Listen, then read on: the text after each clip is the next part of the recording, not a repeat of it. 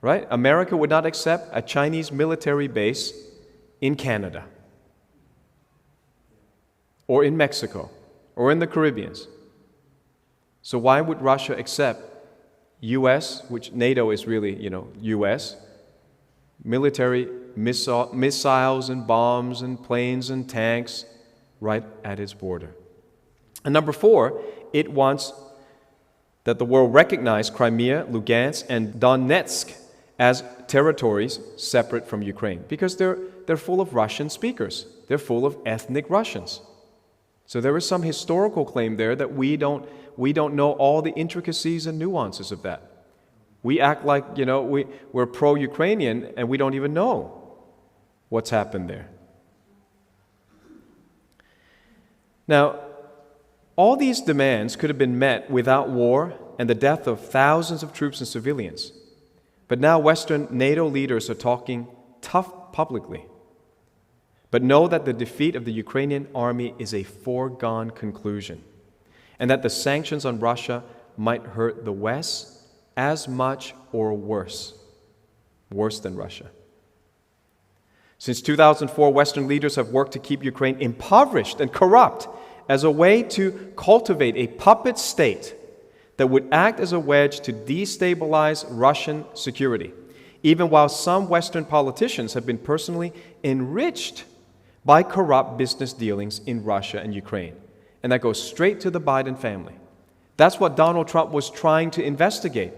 He was impeached for making a call about getting facts on how deep was the corruption, how deep was the deep state, how many people were making millions of dollars in Ukraine.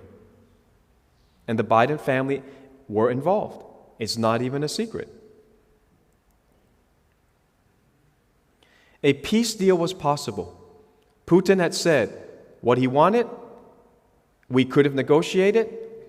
Did you know that 1 month after the invasion, Russia and Ukraine were ready to sign a peace deal in April 2022? But Boris Johnson, the Prime Minister of UK, personally traveled to Ukraine to meet Zelensky and stop a peace deal. This has now come out. The war would have been over 2 months after it started. Europe would not be short of energy, food, or fertilizer, and the world price of oil and gas would not have skyrocketed. None of your bills would have gone up if Boris Johnson had not personally met with Zelensky. And here's what went down. According to multiple former senior U.S. officials, in April 2022, Russia and Ukraine negotiators appeared to have tentatively agreed on the outlines of a negotiated interim settlement. Russia would withdraw to its position on February 23, when it controlled part of Donbass region and all of Crimea, and in exchange, Ukraine would promise not to seek NATO membership and instead receive security guarantees from a number of countries. Reasonable? Is Putin the war criminal or Boris Johnson? Putin was ready to sign this peace deal. You would have averted the deaths. You would have averted the energy crisis. We don't even know how many lies, how deep the lies go. Only when these things begin to come out. And how many people report this? Is this on CNN? Is this on BBC? It's such a controlled narrative.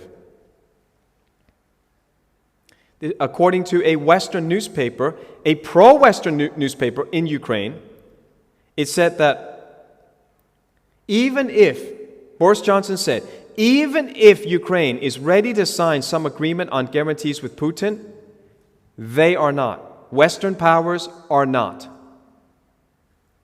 Johnson's position was that the collective West now felt that Putin was not really as powerful as they had previously imagined, and that here was a chance to press him. So they were going for war. They were trying to destroy a part of Europe. You cannot have European security without including Russia. Russia is a part of Europe. But they're alienating Russia. Sounds like a bad marriage. They seem to have this formula down pat. The entire world sanctioned Russian oil, froze Russian assets, attacked the Russian ruble, forbade Russian stocks to trade. Netflix even canceled paid subscriptions. Can you imagine that? On what basis? You're a Russian, you didn't start any war, you paid for your Netflix, you can't access it anymore. Russian news was wiped off the internet. There used to be RT, you used to hear both sides. They demonized Russia and completely stopped any flow of information from the other side. We're still living in this, and you think we have free press, free speech? They're tightening the noose. One day they will say, I cannot preach the word of God. And I will preach. I will preach to my dying day. I would rather die and go to heaven than preach your lies and go to hell.